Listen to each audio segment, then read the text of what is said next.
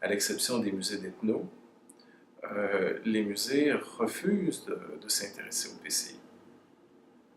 Et ça, c'est intéressant quand on creuse un peu, puis qu'on commence à comprendre pourquoi il y a un rejet du PCI dans les musées. C'est assez révélateur de ce que sont les musées. Parce qu'en réalité, la grande tradition d'ICOM et des musées repose sur les valeurs de l'histoire de l'art, où les musées sont les dépositaires de chefs-d'œuvre, d'objets exceptionnels, de chefs-d'œuvre de l'humanité. Hein? On est devant, en fait, la culture savante. Le PCI, c'est tout à fait l'inverse. Ça a été développé par des anthropologues, des ethnologues au sein de l'UNESCO. On est dans une autre logique qui valorise la culture populaire. Et là, c'est deux régimes de valeurs qui entrent en conflit. Parce que quand un conservateur ou une conservatrice entre dans un musée, les plus grands pouvoirs qu'ils ont, c'est de sélectionner ce qui va entrer au musée, donc ce qui est important pour une société. Alors, c'est fabuleux. Moi, j'en rencontre chaque année des étudiants qui arrivent dans le programme, puis on voit bien que ça les habite profondément et ils espèrent devenir conservateurs, conservatrices pour pouvoir révéler la culture des artistes, des objets à la limite. Mais ils ont une vision élitiste de la culture. Puis la culture populaire, ça ne les intéresse pas, globalement. Il y a des exceptions, mais globalement, ça ne les intéresse pas parce que quand on pense au PCI, par exemple, c'est pas à un conservateur de déterminer ce qui est important pour une communauté. C'est d'observer une communauté et de voir ce qui est important pour la communauté. Alors là, c'est d'inverser tous les réflexes et ça ne correspond pas à la vision que beaucoup ont du musée. C'est pour ça que je dis que c'est très révélateur de ce qui se passe. Puis en même temps, les musées n'ont pas le choix aujourd'hui parce que les gouvernements ont adopté ces conventions-là et les ministères de la Culture, donc le gouvernement du Québec, dans sa dernière loi sur le patrimoine, demande aussi aux musées de s'occuper de ça. Mais ceux qui y travaillent disent non. Ou quand ils ne disent pas non, il y a une sorte de résistance passive. C'est-à-dire qu'ils vont tout simplement invoquer le fait qu'ils ont bien d'autres responsabilités, qu'ils n'ont pas le temps, que c'est compliqué. Mille une raison pour ne pas faire ça. Alors ça peut être de l'innovation, oui. Il y a tout à faire. Et ça je l'ai vu, ça s'est révélé de manière assez étonnante. C'était en 2010 au congrès, 2010 ou 2011, ça fait 2011. Au congrès de la Société des musées québécois, justement sur le thème du patrimoine culturel immatériel, c'était à Québec, et je n'avais jamais assisté en fait à un congrès de la SNQ où il y avait tant de points de vue différents et qui s'exprimaient là de manière assez marquée. Il y avait ceux qui y croyaient et ceux qui étaient contre. Et c'est la première fois qu'il y avait un tel débat où on sentait une grande opposition. Mais quand on fouille un peu, on comprend que c'est ça, au fond, c'est un registre de valeurs qui n'est pas conforme avec la vision que certains ont de leur rôle, leur responsabilité comme muséologue. C'est pas au service de la société, c'est au service de soi, ce qui est très différent. Les ethnologues n'ont pas de problème avec ça. Mais ceux qui sont je dirais, dans l'autre tradition, qui relève plus de l'histoire de l'art, mais qui déborde aussi, c'est pas juste l'histoire de l'art, là, mais c'est autre chose. Révéler. Beaucoup d'étudiants ne rêvent que de ça. C'est vrai. Mais c'est pour ça que quand ils sont en poste, très souvent, c'est un piège. Ils se transforment essentiellement en collectionneurs et pas en scientifiques. Beaucoup de conservateurs, de conservatrices sont d'abord des collectionneurs. Ils le vivent par procuration dans des institutions, qui fait que les choix, ils ne les font pas pour la collectivité. C'est-à-dire qu'ils vont le justifier comme ça, mais c'est d'abord en fonction de leurs propres intérêts. Meilleur exemple de ça, où c'est l'inverse, c'est le musée d'ethnographie de Neuchâtel. Encore là, où il y a une véritable réflexion sur ce que c'est qu'une collection, ce qui a de la valeur, ce qui peut entrer. Et les objets qui entrent, c'est après une réflexion sur un thème. Hein, et ça permet à des objets qui, normalement, n'entreraient pas dans les musées de se retrouver dans des réserves de musées. Mais là, on est dans un choc aussi assez...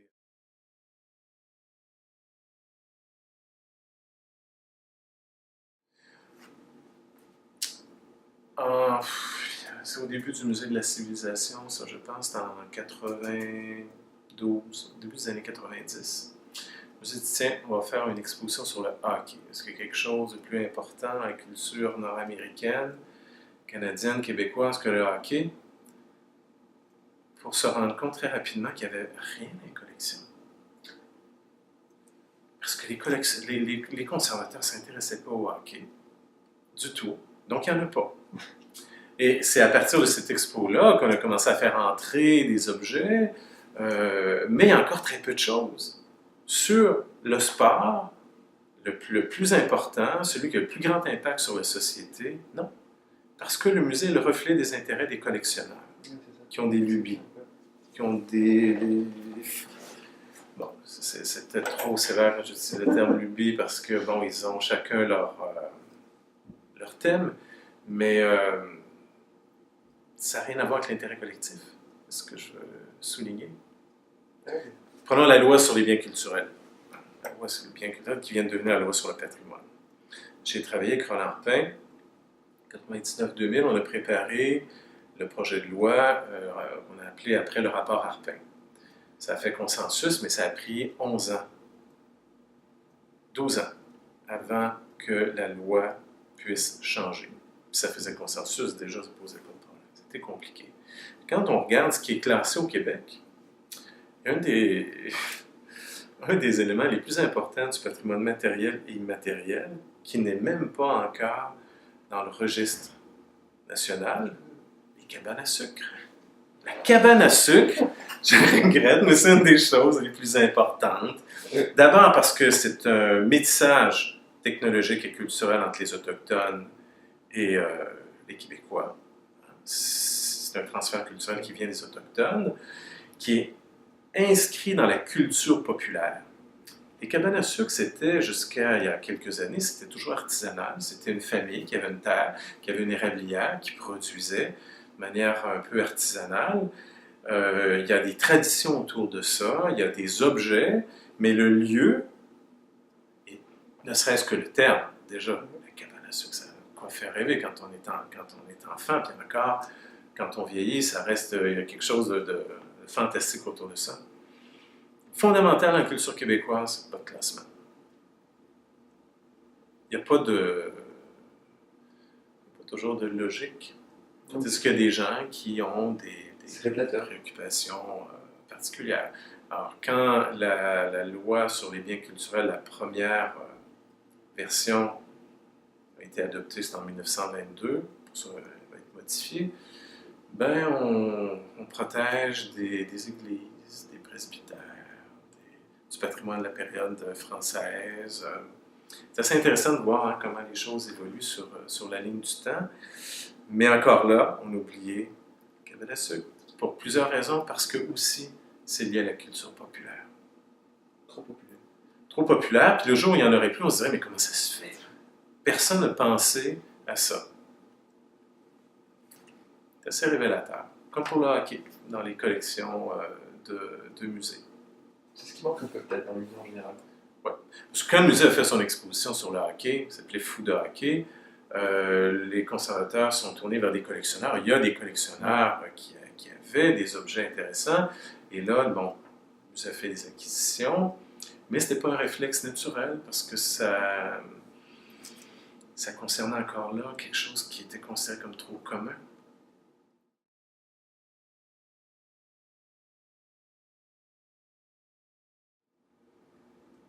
Le rapport au patrimoine, il change, hein, il évolue toujours. On disait dans le rapport Arpin, chaque génération redéfinit son rapport au passé, donc la définition de patrimoine, périodiquement, elle doit être revue. Puis c'est tout à fait normal, on ne peut pas figer la définition de patrimoine. Mais à tout le moins, la définition de patrimoine, elle s'est quand même élargie au cours des dernières années. Et quand, d'ailleurs, ça c'est peut-être important, quand on a préparé justement le fameux rapport Arpin, on avait organisé des consultations avec des groupes associatifs, l'association des archéologues, des représentants, et des architectes, les urbanistes, les ethnologues, etc. Et puis, on a reçu aussi des groupes autochtones. Et assez curieusement, quand on les a reçus, puis on a publié d'ailleurs les rapports, ce qui nous disait en gros, les objets, c'est pas important. Le patrimoine, c'est pas les objets. Et là, ça a créé des tensions énormes au sein du comité parce qu'ils disaient, ben, c'est tradition, c'est le mode de vie, puis c'est la langue. Alors là, imaginez de traiter de la question de la langue dans une politique du patrimoine. Alors là, le comité était déchiré, hein, parce que c'est trop, c'est tellement politique la langue au Québec. Mais ils avaient parfaitement raison. Et parce que la langue, c'est pas juste des mots. C'est pour ça que la poésie, ça se traduit pas. Il y a autre chose derrière les mots. C'est la culture. Et on avait fini, malgré tout, surtout grâce aux communautés autochtones, réintroduire cette notion-là dans la définition du patrimoine et inscrire la notion de patrimoine immatériel. Et ça, il y avait une bataille terrible au moment où, avec le comité, à l'interne, là, il y a des gens qui étaient profondément contre ça, qui ne voulaient pas du tout. Pourquoi c'était si dur? Pourquoi c'était si dur? Parce que ça paraît tellement, parce que ma génération, peut-être qu'on avait vécu là-dedans aussi, mais ça paraît tellement aussi une question de bon sens, aussi pas de logique, parce que c'est jamais facile, mais... Ben... C'est une position traditionnaliste, simplement matérielle des intérêts. Des intérêts. Parce que comme je coordonnais les travaux du comité, les gens m'appelaient pour prendre rendez-vous, mais aussi pour se plaindre, et puis pour toutes sortes de raisons. Et en fait, c'est un lobby politique hein, derrière ça qui s'est mis en place. Les urbanistes, les architectes et d'autres ne voulaient pas que la notion de patrimoine soit élargie parce qu'ils savaient très bien que l'enveloppe budgétaire, elle n'allait pas changer beaucoup.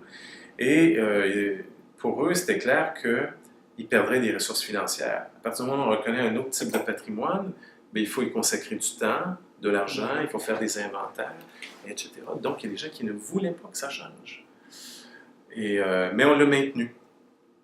Et on l'a maintenu, ben, je peux le dire maintenant avec le recul, parce que je suis ethnologue de formation, parce que j'étais dans les musées, mais conscient de ça, puis parce que c'est moi qui ai écrit la définition, puis je l'ai défendu, puis Roland Arpin a dit « Parfait ».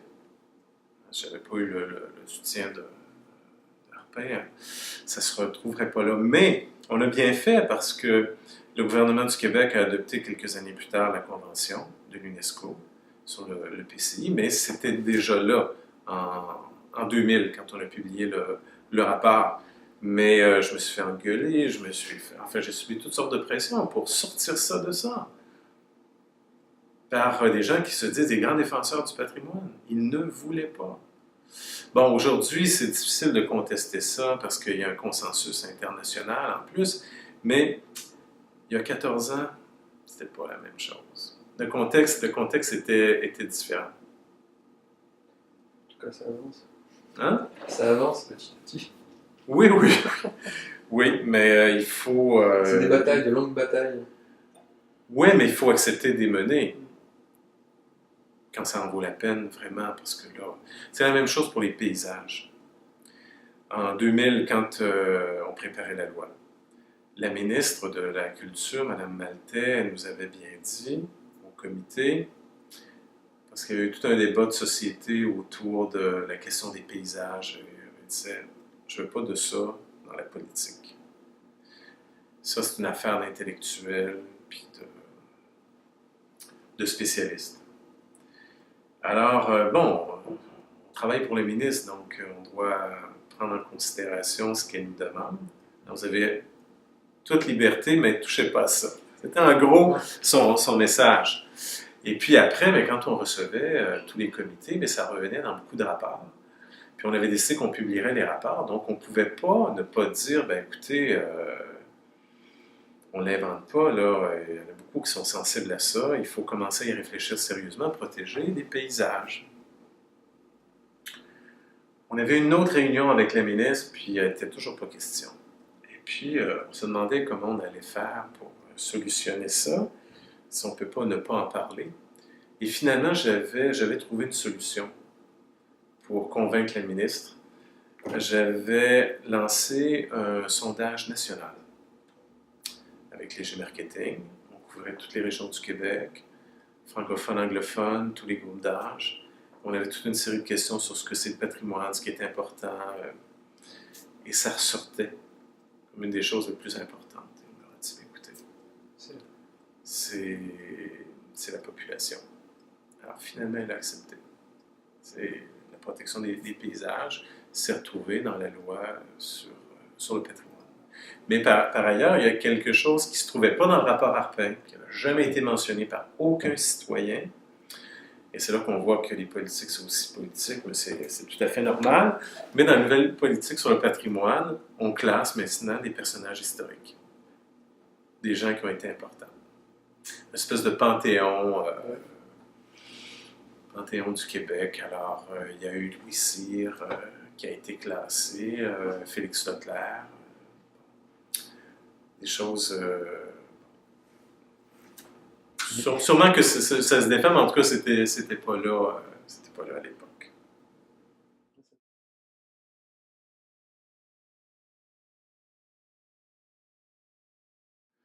Je viens d'ethnologie, donc ethnologie, anthropologie. J'étais formé à une époque où il y a un programme qui n'existe plus, à l'Université Laval, ethnologie, culture matérielle.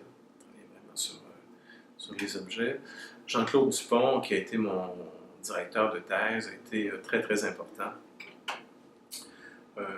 Pour moi, c'est quelqu'un qui m'a sensibilisé à l'étude de la culture populaire, mais vraiment. Mais en anthropologie, je dirais, il y a une foule de lectures importantes, mais des choses qui se révèlent beaucoup plus tard, en fait. On se rend compte de ça, que c'est pas sur le coup, mais je donnerai un exemple. Mais après, quand je suis passé du doctorat en ethnologie à la muséologie, en fait, c'est la rencontre avec pas une personne de l'équipe de Parc Canada. Je terminais mon doctorat en ethnologie. Je travaillais sur les marchés publics comme lieu de sociabilité, lieu de commerce, mais lieu de sociabilité, dans une perspective ethno-historique.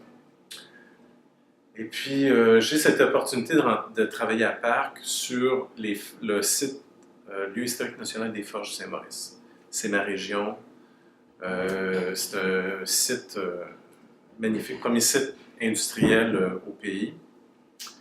Et là, tout à coup, je me suis retrouvé dans une équipe avec des gens assez exceptionnels, là, je veux dire, des chercheurs de haut niveau, historiens, archéologues, concepteurs d'expos. Et là, j'ai pris conscience que de la rigueur et du travail intellectuel qui pouvait se faire dans le cadre de Parc Canada, où les programmes d'interprétation, le moindre texte, tout avait été pesé, validé, discuté, et que l'on faisait de la véritable médiation. D'ailleurs, à l'époque, les gens Parc Canada se définissaient pas comme des muséologues, mais comme des interprètes.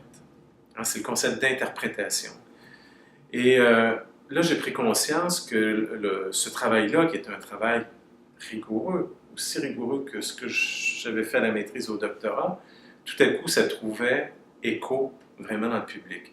Et de se rendre compte que tout à coup, on a travaillé sérieusement pendant plusieurs années, en équipe, c'était agréable, mais qu'en plus, on redonnait à la collectivité, puis que des milliers de personnes allaient pouvoir en profiter, c'est assez, c'est très très satisfaisant en réalité. C'est les fruits du travail, oui. Enfin, qui arrivent. Ouais. On écrit des articles scientifiques, on est lu par quelques personnes. Puis encore là, c'est très rare qu'on a des échos de ça.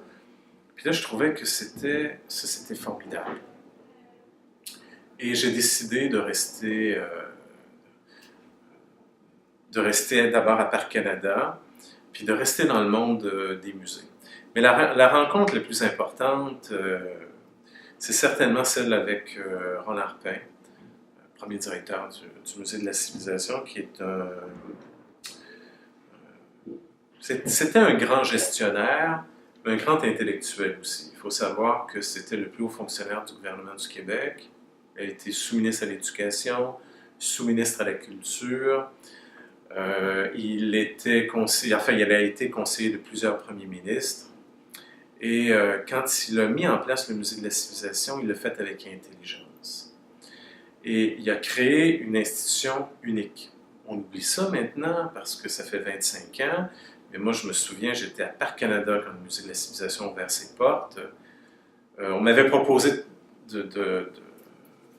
d'intégrer l'équipe du Musée de la Civilisation, puis j'avais préféré rester à Parc, que j'ai bien fait d'ailleurs, parce qu'à l'époque, si j'ai bien appris mon travail de conservateur, c'est parce qu'il y avait un haut niveau professionnel à Parc.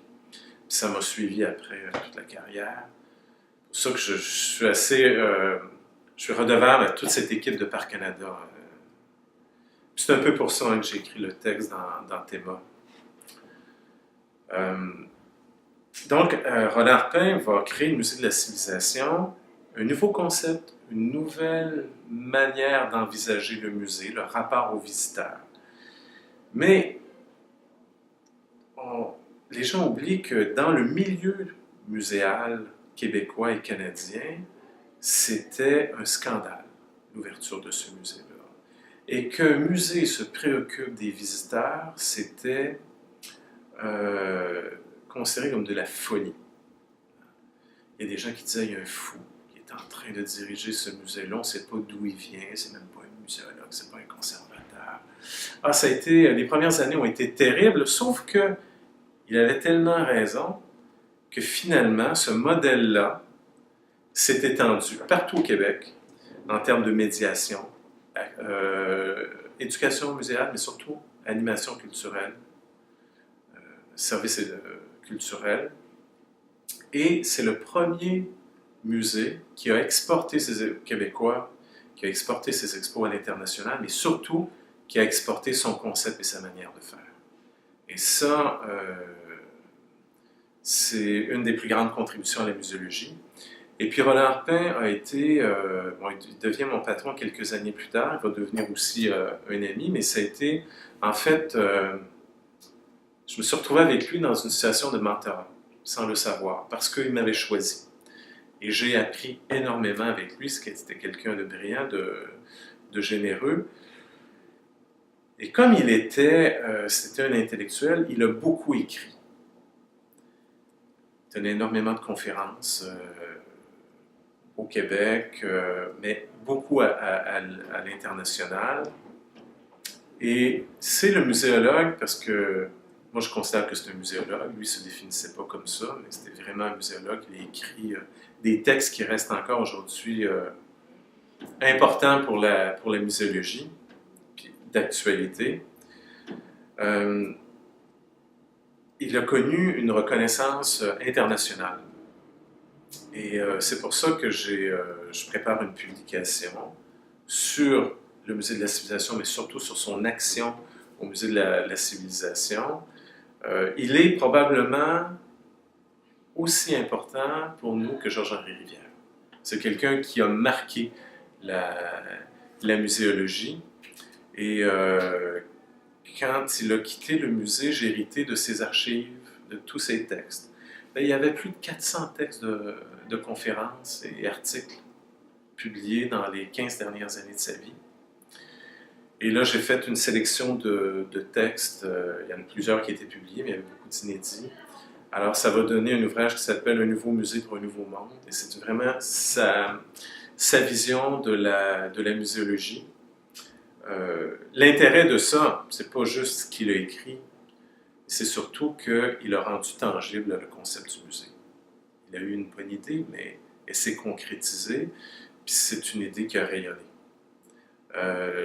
L'idée, en fait, de faire du musée un lieu de réflexion, c'est vraiment l'orientation que lui avait donnée. Par exemple, il s'était donné des moyens. Quand le musée de la civilisation traitait d'une question, il y avait obligation pour chacun des projets de mettre en place un comité scientifique où il y avait toujours au moins 3 disciplines de représenter. Pour qu'il n'y ait jamais, que les expositions ne soient jamais construites comme des monologues, mais comme des dialogues avec des questions, parce qu'il n'y a jamais un seul point de vue sur une thématique. Mais il avait mis en place comme ça toute une série de mécanismes qui ont permis au musée de rester d'actualité et d'innover. Puis en même temps, sans se refermer, se replier sur lui-même. Alors ça, là, il y a eu un enseignement assez extraordinaire sur ce que c'est qu'un musée, le rôle du musée. Il a écrit des textes importants sur le rôle politique des musées. Puis en même temps, quelqu'un d'un grand humanisme. Et ça, en termes d'exemple de gestion et d'équipe, il n'y a pas beaucoup on ne trouve pas beaucoup d'équivalents. Alors ça a été la rencontre la plus importante parce que à partir du moment où j'ai commencé à travailler avec lui, ça m'a transformé et je ne serais pas là aujourd'hui si il n'y avait pas eu cette rencontre-là. Il y a bien des gens qu'on rencontre qui sont importants, qui sont significatifs, mais disons que cette rencontre avec Roland Arpin a été absolument déterminante.